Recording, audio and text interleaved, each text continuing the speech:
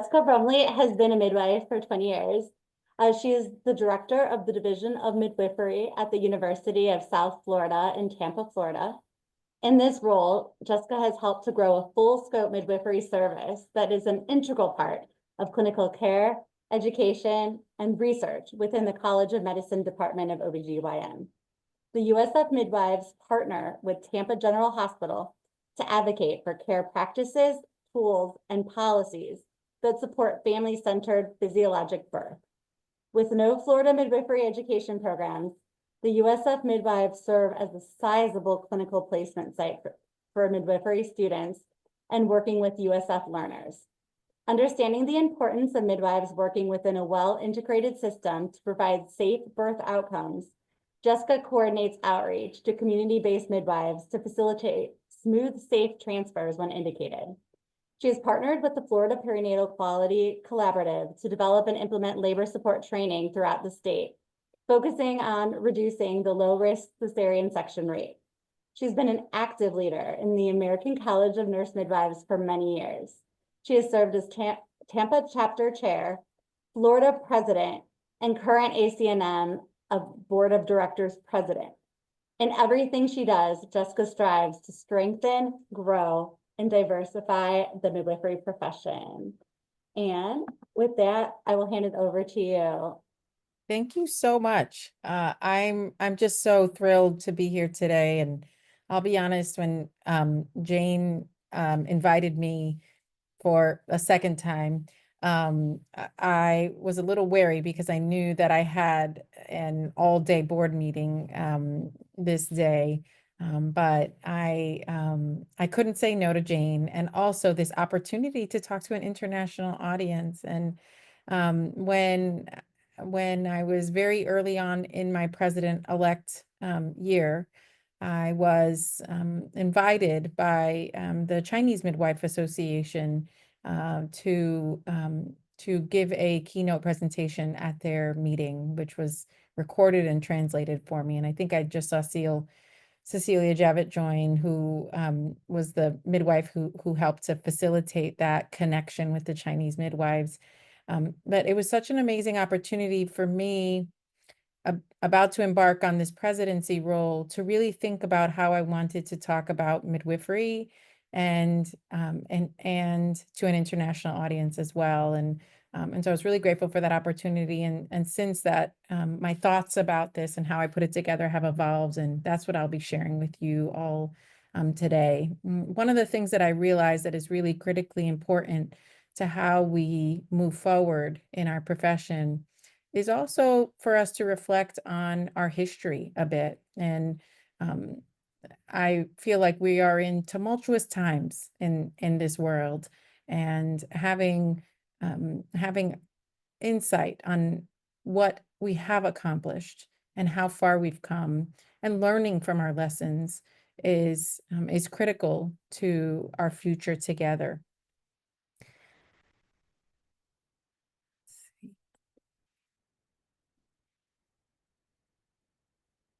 Oh, there we go.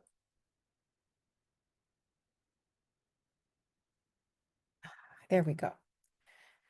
And so I share, I share this quote: you need to know my history. You need to know our history, our collective history. And this was a quote from a midwife here in the US, and Lucinda Canty, who does a lot of work on our history around midwifery in the United States, particularly for Black midwives in the United States.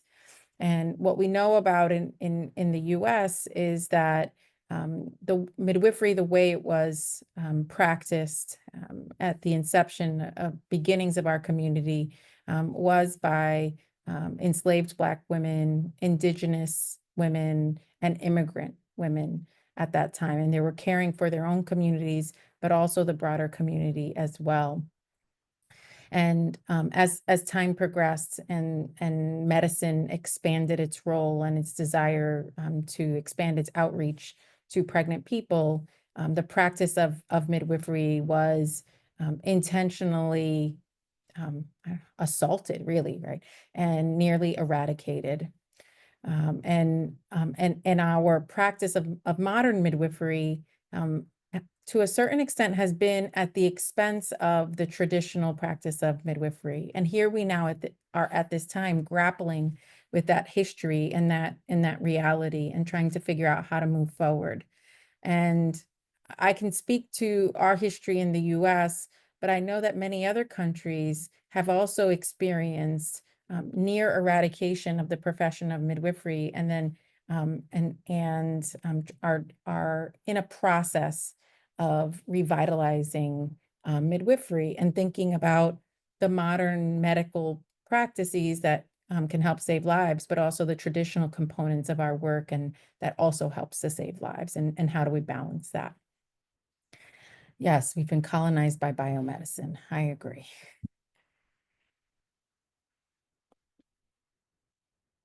It's just a little delay in when I'm trying to change my slides. There we go. So in 2023, several members of the American College of Nurse Midwives were presenting at a public health conference, and they ran into a gentleman who came over to present himself and said, "I don't know if you know me." And thankfully, one of our members did know him, and his name is Barry Levy, and Barry Levy was a past president of our American Public Health Association, but also had written as a medical student, had been invited to participate in a summer project with a research mentor to evaluate a natural experiment that occurred when two certified nurse midwives were implemented into a very rural community in the state of California. And this research project was able to evaluate the outcomes before, during, and after the implementation of these two midwives. And not only did he conduct the chart review and analyze the data, but then also went and presented this data at a professional conference for the OBGYN physicians. And understanding the power and importance of this, went on to publish this data.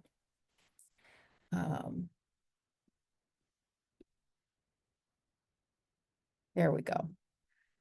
This data was published in the American Journal of Obstetrics and Gynecology, a very prominent journal, and it was titled "Reducing Neonatal Mortality with Nurse Midwives." This was published in 1971 and has been cited by 178 in 178 other journal publications. And so it was really a very pivotal foundational work documenting the evidence in support of the implementation of midwives into community settings.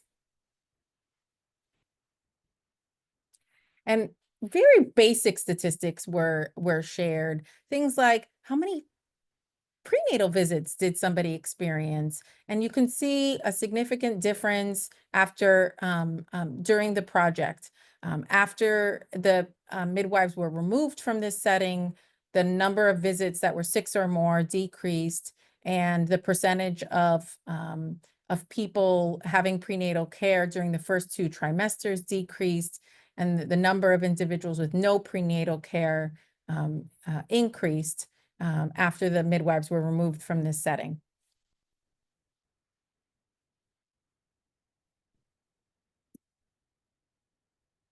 But most importantly, and really because we know that those kinds of care practices help to improve outcomes, what we saw was that the rate of prematurity decreased during the implementation of these midwives, and after they were removed, that rate started to increase again. Fetal mortality rates decreased, neonatal mortality rates most significantly decreased during this time period. And so they saw significant improvement of outcomes in this very rural community. And this project occurred in the 1960s in rural California. And what we know about rural California, rural America at that time, was that there wasn't great access to care, but also that midwifery was not yet legislated in many countries, and we were just coming out of a period of legal segregation between Blacks and whites in our country. The senior project on this midwife was Armentia Tripp Jarrett. She was one of the first professional Black nurses to become a nurse midwife. She earned a master's in nursing from Yale in 1959, and along with a certificate in nurse midwifery from Johns Hopkins. She designed and implemented the Madera County project from 1960 to 1963. When the project was not renewed, she championed licensure for midwifery in the state of California, and in 1976, she became the very first midwife to be licensed in that state. And later, she received what is the equivalent of our Lifetime Achievement Award from the American College of Nurse Midwives for her work in this space. It's such a pivotal piece of research and such important work. But what we know is most people didn't know who she was or what this work was. Those people being educated currently are not often educated on this work. And so what I wonder is, what if the results of this study had been broadly embraced by the medical and obstetric community way back in the 70s? What if the impact of the care provided by midwives in full scope practice had led to nationwide barrier-free regulatory environments for midwives in the 70s? And what if the exemplary innovation of Armentia Tripp Jarrett, described by one of her colleagues as the Harriet Tubman of a new era, had been celebrated at that time? Imagine what midwifery might look like in the United States if this had been elevated. Imagine how diverse our profession might be if examples such as this one had been highlighted. And imagine what the outcomes for the people who we're caring for currently might look like, instead of being this crisis of maternal mortality that exists in the United States. Would we be like more of our European colleagues who have implemented midwifery for so much longer? Who knows? But the evidence for midwifery did not stop there. In 2014, the Lancet Journal published a series on midwifery that I believe is one of the strongest pieces of evidence to support the integration of midwifery.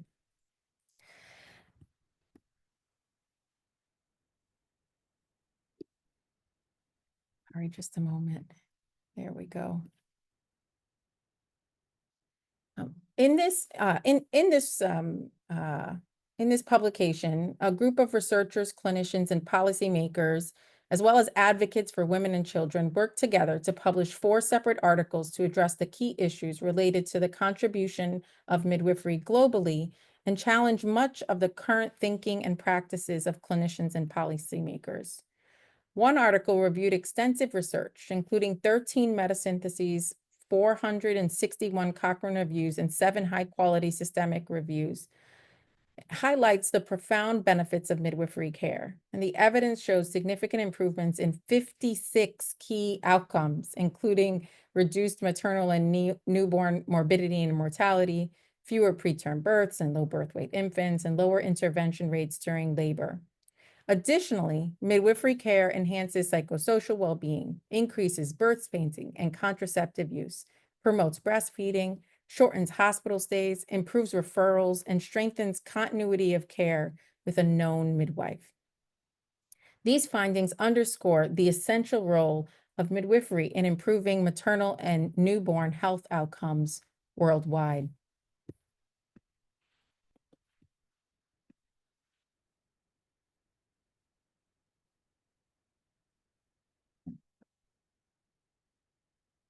As midwives, we play a vital role in shaping the quality of care for women, newborns, and families.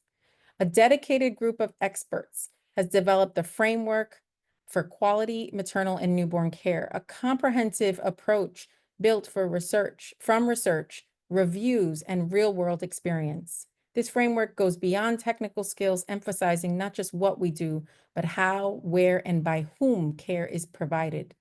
It highlights the balance between skilled, supportive, and preventative care for all, while ensuring safe management of complications and emergency situations. And at its core, it calls for respectful, individualized care that strengthens women's capabilities and links services across communities and facilities. The evidence is clear. Women and newborns thrive when care is rooted in education, trust, kindness, and cultural understanding. As midwives, we are not just caregivers for partners, but partners in ensuring that every woman receives the care she needs with dignity and respect. Let's continue to make midwifery a pillar of high quality maternal and newborn care. One of the publications looked at how several countries have improved their maternal and newborn survival and health through investment in midwives and strengthening of other aspects of their healthcare systems. In all these countries, a combination of system changes and initiatives were used to achieve sustained reductions in maternal and newborn mortality. This article shows a recurrent sequence of events, beginning with the expansion of networks of health facilities, so building more hospitals and birth centers and clinics and places for people to receive their care, then scaling up of education and deployment of midwives, and reductions in financial barriers, and finally, improvements in quality of care. In every case, access issues, so the expansion of networks and the workforce, and reductions of financial barriers were addressed well before concerns of quality. So this was kind of a last sort of step in the process. In some countries, leaders are just becoming aware that quality care includes not only technical aspects of care, such as competencies and equipment. So it's not just what we are doing for people, but also interpersonal quality, such as respectful, responsive, inclusive care, and organizational quality, such as integrated systems of communication, collaboration, and referral. So it's not just what we do, but it's also how we do it. I truly believe that so much of the improvement in outcomes we see related to midwifery care is not just that we can educate, providers to offer some technical care, right? But it's about the relationship-centered care.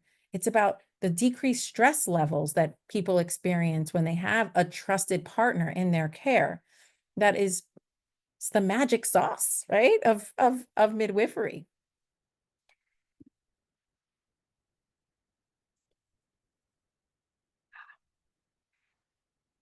What we see so much now is that there is an imbalance of resources in so many places. At times, we see too little, too late, right? People can't get to a hospital when they have an emergency. They don't have the resources to be able to access the care they need when it's needed.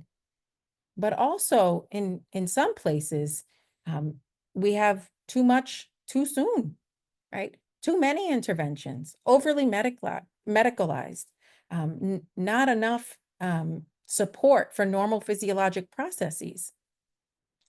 And I mean, in the US, surgeons attending, right, attending normal births. And so what happens when you have, when you have a surgeons attending normal birth is that you end up with more surgeries. There we go. Oops. And I have personally worked on the topic of our rising cesarean rates in my state and in my country, but I know, excuse me, that this is not a US problem alone, and that we have data, global data that shows trends and projections of cesarean section rates are increasing significantly. This is as since the US has been a leader, unfortunately, in cesarean section rates, I can say this is not the way that we want to go. We see the increased complications from high order cesarean sections. We see the associated hemorrhage rates from these cesarean sections. And we also see the psychological trauma that happens to the people that we're caring for when they have these unexpected outcomes, but also when they are not heard and do not feel that they had a voice in the outcome that occurred. Midwifery integration is critical to improving outcomes. And Saraswati Vidam and her team at the Birthplace Lab at the University of British Columbia published this piece. And what they looked at are the 50 states in the United States, which I feel like are all big enough to be a small country, and ranked factors related to how midwifery is integrated in those states. And so is midwifery licensed autonomously? Are midwives able to be reimbursed adequately? Are midwives able to prescribe independently? There are some examples of some of the factors that they looked at, and then they ranked the states from most to least integrated.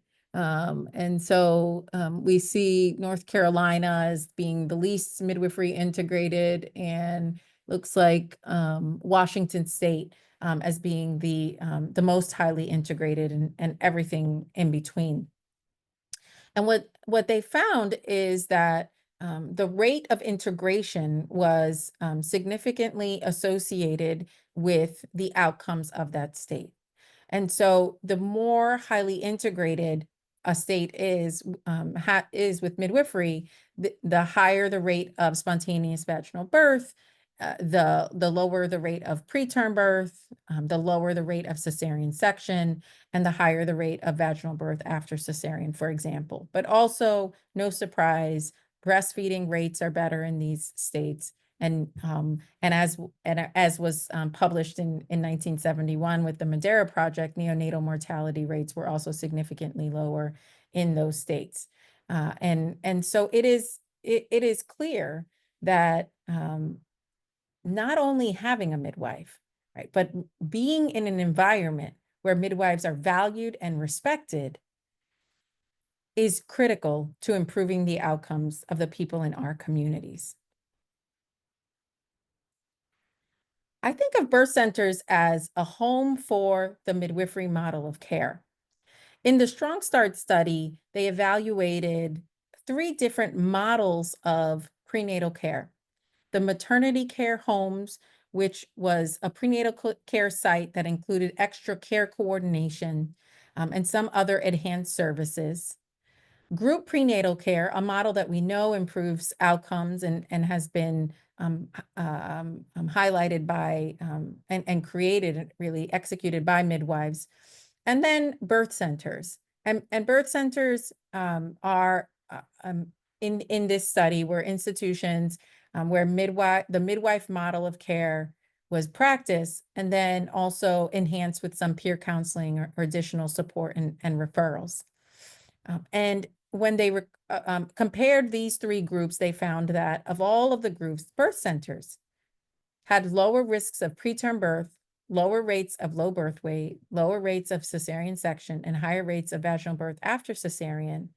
And this data was regardless of where the individuals ended up birthing their baby. And so whether the birth occurred in a hospital or at the birth center, the outcomes were improved if they had their prenatal care, if they had care with a midwife in a birth center, where you are more likely, particularly in the United States, I would say, to receive what most people think of as the traditional midwifery model of care.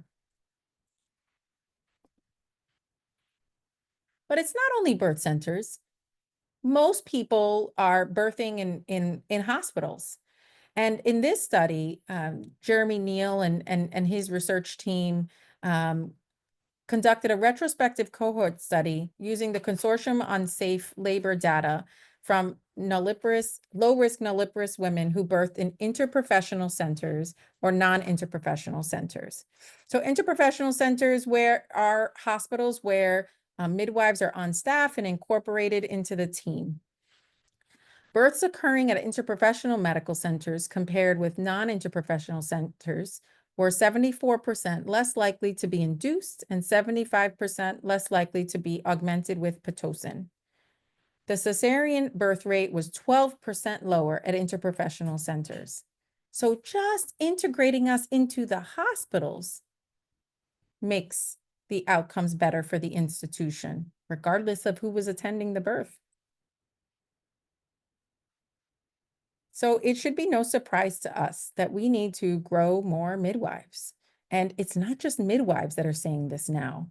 I can feel like we're having a moment. The Commonwealth Fund recently published a piece looking at how midwives can be a solution to the growing maternal mortality crisis that is existing. The March of Dimes recently published policy recommendations to address maternity care deserts. And two of the recommendations that I would like to highlight is reviewing state regulatory barriers to maintain and establish birth centers and expanding opportunities for full midwifery integration. And it's the research that I've just presented that has been informing these policy recommendations by national and international organizations. The World Health Organization recently published the Transitioning to Midwifery Models of Care, and is really highlighting the important role that midwifery models of care can have in our growing maternal mortality crisis. We need to promote person-centered approach to care. Midwifery care values the woman-midwife relationship, optimizes physiologic, biological, psychological, social, and cultural processes, and we use interventions only when indicated. This is the kind of care that people are asking for, and the research is showing that people need. Midwives are a solution to a crisis. According to the World Health Organization, midwives could be providing 90% of sexual and reproductive care in the United States. But the predominant structure of the healthcare system is not set up to support midwives or midwifery-led care models. Midwives incorporated fully into our U.S. healthcare system could reduce perinatal health disparities and help address provider workforce shortages. The barriers that we face to grow and keep people from accessing midwifery-led care. We have many legislative barriers to accomplishing that goal.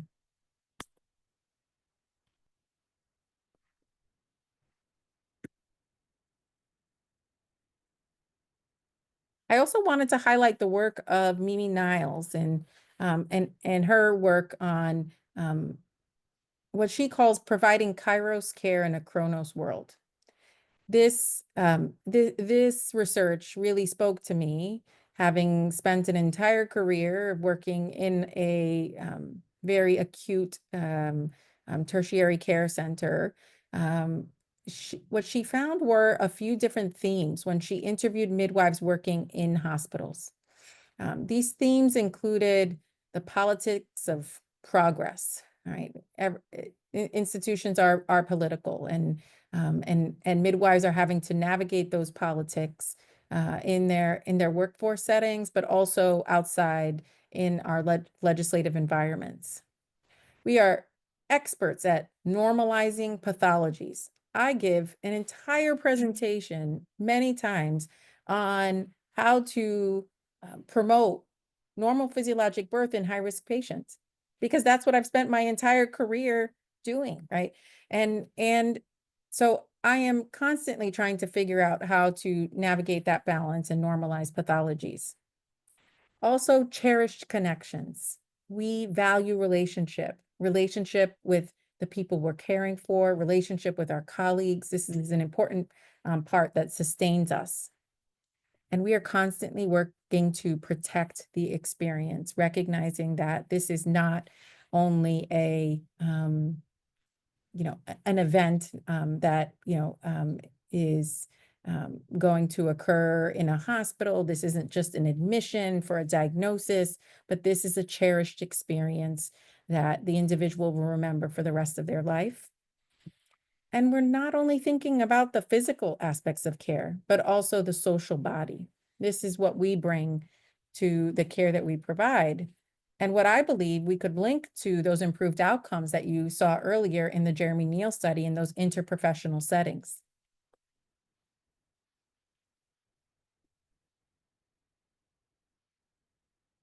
So as I think about how do we advance our agenda? How do we bring midwifery to the table? How do we make sure that people want to continue to practice midwifery, that we bring people into the profession, but also keep people in the profession?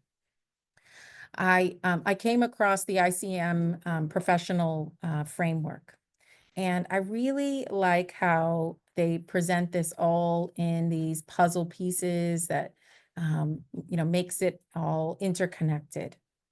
Every profession needs a structure to support it, strengthen it, and guide its development. In most cases, this structure is known as a professional framework and is made up of all the elements required before an occupation can be considered a profession. As a unique health profession, midwifery has a unique professional framework. Other professions, such as nursing or teaching, have their own frameworks that are specific to the work they do. The ICM professional framework for midwifery acts as an informative and guiding tool for ICM, its members, partners, and stakeholders. The elements of the updated professional framework for midwifery are deeply interwoven and entirely interdependent. This means that by strengthening one, we can strengthen all the others, just as destabilizing one destabilizes them all. And so I just want to highlight all of the pieces that they have presented here.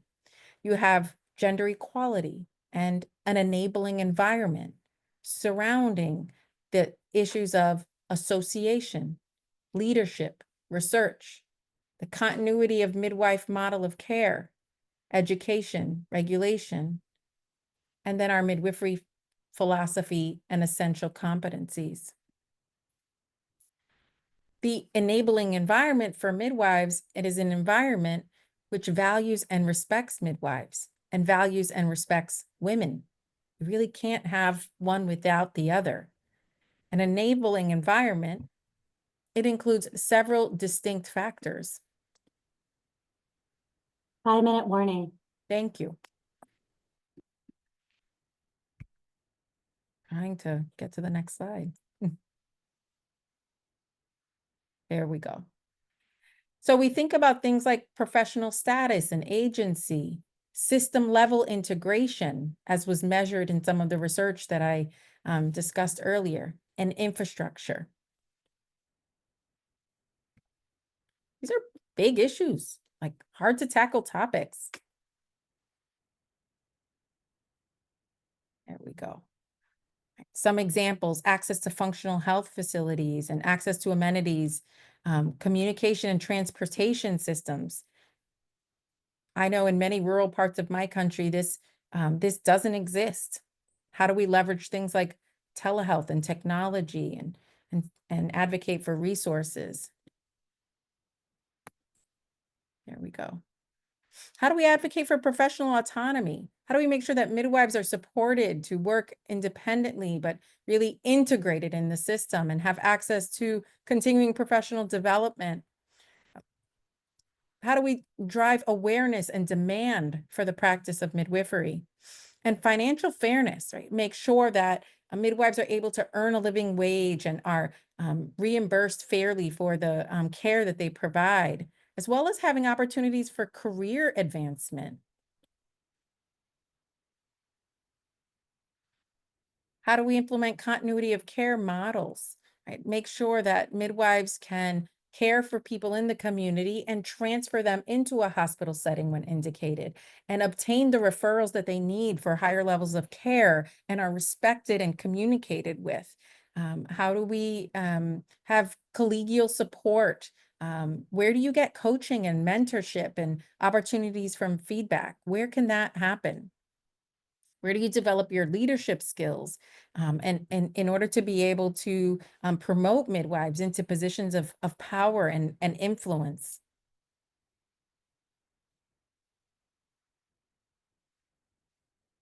Well, when I look back on all of those pieces that are presented in the interprofessional framework model, I want to highlight that piece of association. Our professional associations are a powerful tool to be leveraged to create change. They are the ones who will be called upon to sit at the tables, but it's also a space for us to support each other, to grow and develop. That support can happen in many different ways, and that development can happen in many different ways. We know that we come together, we are so much more powerful. Together we can do so much. A colleague of mine often says, quoting Helen Keller, and in the American College of Nurse Midwives, I have developed many skills and had many opportunities for mentorship in different spaces, opportunities to develop skills like leading a meeting and providing a professional presentation, making connections with powerful people who are doing amazing work, gaining inspiration from those individuals that are presenting their work and challenging the system, and leveraging those relationships to create change in my own local community.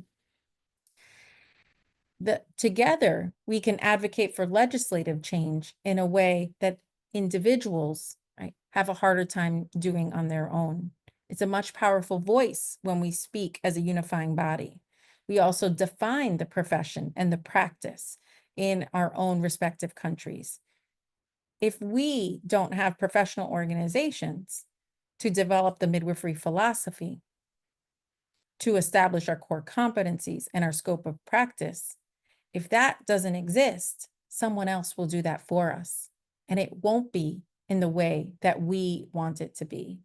And so I implore everyone to think about how it is critical that you have a strong professional organization to grow a strong midwifery workforce.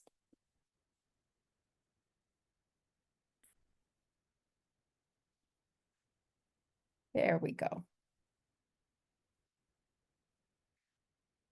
So in October of 2023, the Intergovernmental Committee for the Safeguarding of Intangible Cultural Heritage announced that midwifery knowledge, skills, and practices was selected to be included in the United Nations Educational, Scientific, and Cultural Organization, or UNESCO's, list of the intangible cultural heritage of humanity. Selection of the practice and profession of midwifery is a profound honor and an important recognition for our profession. Cultural heritage is viewed as much more than the monuments and items that can be placed on a museum shelf. It includes cultural traditions that have history and context and are passed from previous to current and future generations. Cultural heritage may include art, oral traditions, social traditions, knowledge about creating traditional crafts, among others. These traditions are based in community. Midwifery is deeply based in community-based cultural traditions that differ country to country, yet share a common language. Likewise, midwifery has been expressed in written and oral forms, visual arts, media, formal media programming like Call the Midwife, music, poetry, and so much more. Midwifery is also based in a deep tradition of knowledge and skills, as well as the best scientific evidence that I hope you enjoyed hearing from me this evening. Midwifery, let's see. is our heritage and our future. And we are going to do this work together to create a strong midwifery workforce. And it's only together that we can do that. There we go.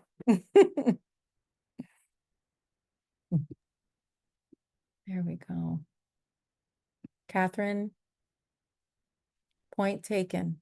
We partner a lot with NACPM, and I would be happy to add that to our slide, particularly for our US presentations. Okay. Thank you so much.